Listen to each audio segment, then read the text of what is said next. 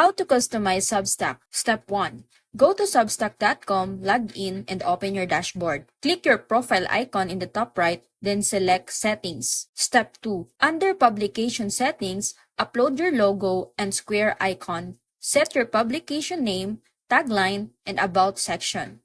This is what new readers see. You can also update your email header to give your emails a more branded look. Click Customize Design to adjust your fonts, colors, and layout to match your brand. Step 3. Still under Settings, go to Domain. If you want to use your own website, Substack provides detailed steps to link your domain using your domain registrar's DNS settings. Step 4. Head to Email Settings to add a welcome message.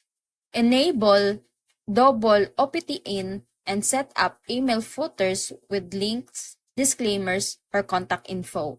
Make sure to turn on Reply to Me so subscribers can respond to your newsletters directly. Step 5.